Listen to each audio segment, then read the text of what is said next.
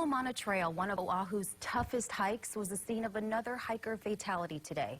Firefighters say a man in his late 20s fell about 400 feet and died. A 53-year-old man is dead after falling 200 feet from the Olamana Trail. Hiker in his 30s fell to his death near the third peak just before 11 o'clock this morning. There have been several deaths on this trail in the past few years and several more close calls.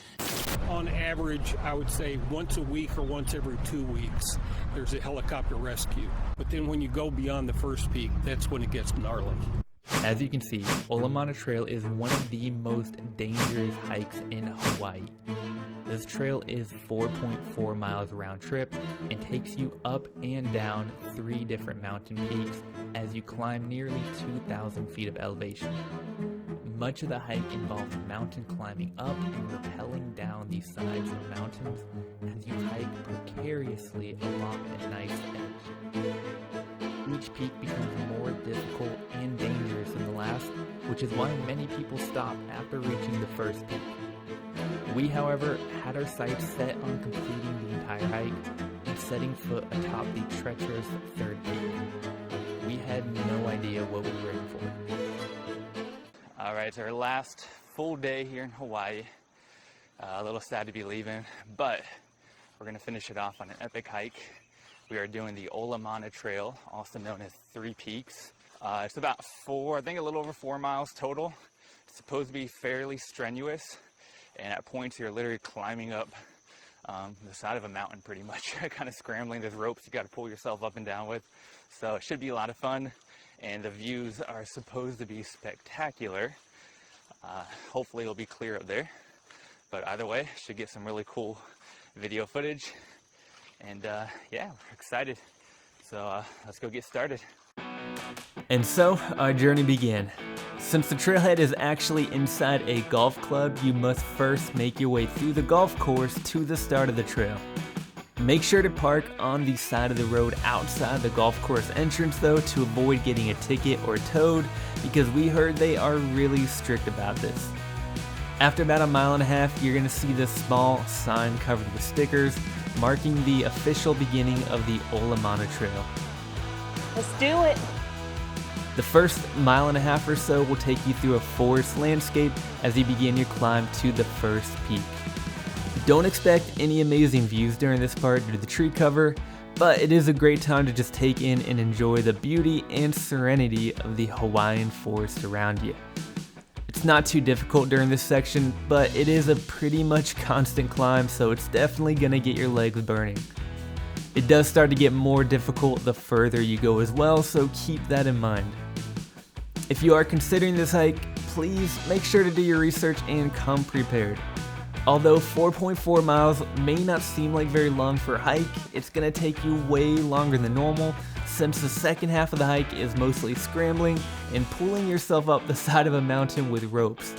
If you are not a strong or experienced hiker, you may want to pass this one up, or at the very least, stop after the first peak, because that's when it gets really intense.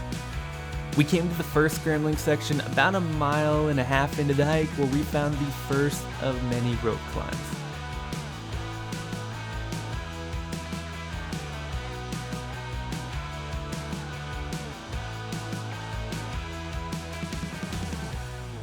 Alright guys, we are almost to the top of peak 1. The Sony camera is officially going away now because right behind me, it's almost a straight up climb. I was able to do the other ropes while holding the camera, but I'm definitely not even going to try this one. So going to switch to the GoPro with the head mount, and we'll get some more footage at the top and also some drone shots as well. Almost there though. Just a heads up here, make sure to check the ropes before using them, as we found some were not in great condition and probably shouldn't be completely trusted. The first few rope sections weren't too difficult and were actually a lot of fun, but these are just warm-ups for what's to come later in the hike. Also, remember that it's way scarier and more difficult going down these ropes than it is climbing up them, so keep that in mind for when you make your descent back down. Overall, the final ascent to Peak 1 was challenging, but nothing too difficult, and the view from the top is totally worth the effort. What a view.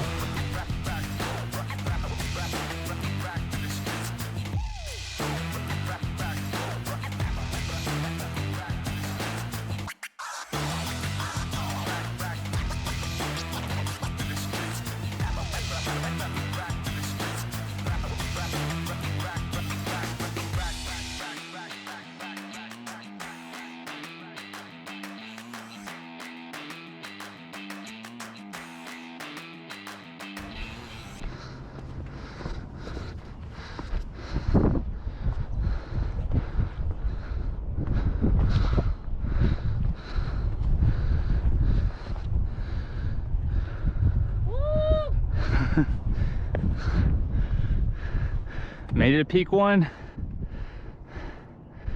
Check out this view. There's peak 2 and 3 over there. The next stop. Made it to the top of peak 1. The view is incredible. Absolutely beautiful. The hike. Oh, for sure. And it hasn't been too difficult yet. We're about to go hit peak 2 and peak 3 though. Let me show you. So that's peak 2 right there, and then peak 3 over there. These ones are supposedly much sketchier. You're literally climbing right on the edge of the mountain. But it looks pretty cool, and I'm always up for a challenge. So we're gonna do it. But even if you come to peak 1 and stop here, it's still worth it. You don't have to do all 3, but we're going to. All right, I'm gonna put the camera away again, get some drone shots, switch back to the GoPro for climbing up these, and get some epic footage. See you there. Now began the real challenge. As we started our grueling descent down the backside of peak 1 and towards the second apex, we quickly learned that climbing peak 1 is a walk in the park compared to the next 2 summits. From here on out, the climbs are much steeper, taller, and way more exposed. The trail going forward becomes extremely narrow at points with cliffs on either side of you. While climbing the ropes towards peak 1, if you were to slip and fall, you'd be looking at about a 20-foot drop. Going forward, a slip up could mean a 400-foot drop to the rocks below. One misstep or hand grab could literally be the difference between life and death. With so much risk on the line, one may wonder what would drive someone to attempt such a hike. Is it the incredible view, the feeling of accomplishment, or just the thrill of the challenge itself? I'm sure each hiker has a different answer to this question. For me though, it simply comes down to doing what makes me feel most alive. It's difficult to explain, but when climbing these peaks, I don't have time to think about my past mistakes or future worries or any of the stresses of everyday life. The only thing on my mind here is where to step or grab next to avoid falling. It is in these situations that I find myself truly living in the present moment, in the here and now. It's funny, but on the precipice of life and death is where I find that my fear turns to exhilaration and apprehension turns to focused attention. They say life begins at the end of your comfort zone, and it must be true because this hike was definitely outside my comfort zone, and yet I have never felt more alive.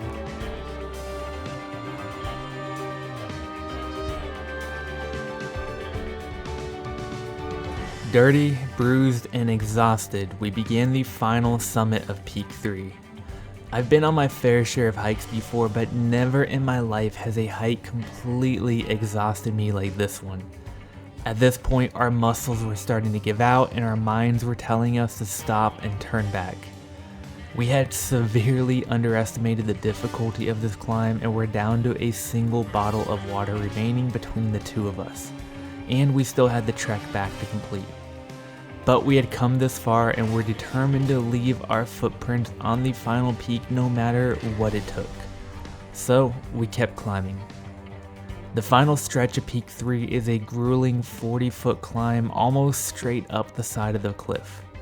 Focusing on just one step and one rope pull at a time, we slowly continued our way up to the top.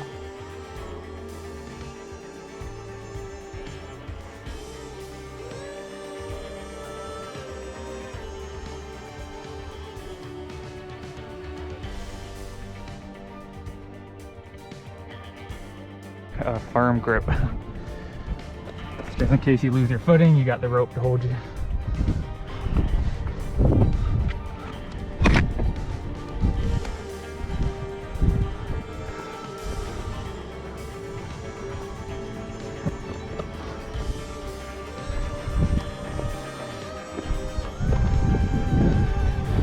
And then at last, using every last bit of energy, we finally reached the top.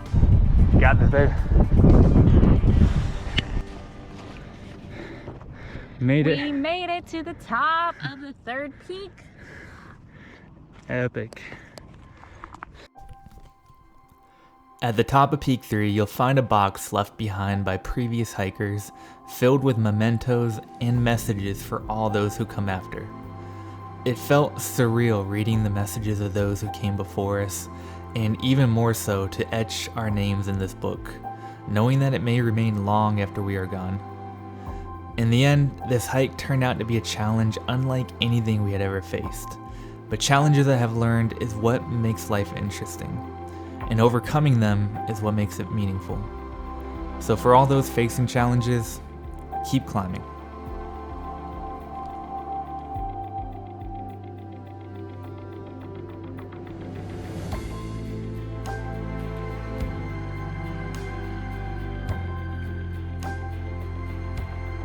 Yo, we made it to the top of the third peak. You excited? Yes, extremely challenging, but I'm so glad I did it and overcame my fear of heights. I'm proud of you. Thank you. Good I couldn't job. have done it without you. But definitely it is gorgeous up here. I don't know if you can tell, just 360 panorama views. By far the most challenging hike I've ever done, but totally worth it. If you are planning on doing this hike, take it seriously, be careful. It's super sketchy at points, people have died, but at the same time, if you're up for the challenge, it's totally worth the view at the end. I guess we're gonna head back down though. I think that's gonna be sketchy as well, so I probably won't film anymore. But thanks for coming along on our vlog. Don't forget to like and subscribe for more content and hikes like this, and enjoy some epic drone footage in the meantime. Later, guys.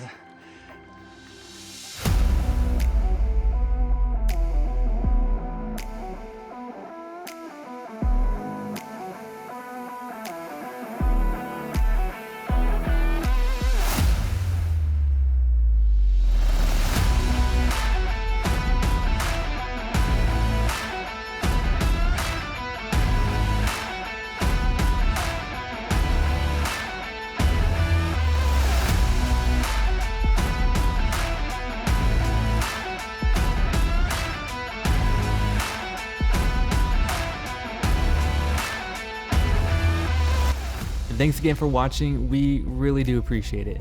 If you enjoyed this video, please do us a favor and hit that like button, and if you want to see more daring hikes and adventures, then go ahead and subscribe. We are actually flying out to Colorado in a few days to hike the Rocky Mountains, so stay tuned for those videos. And if you want to follow along with us in real time, then follow us on Instagram, where we will be posting daily stories while traveling. Thanks again though, and as always, stay wild.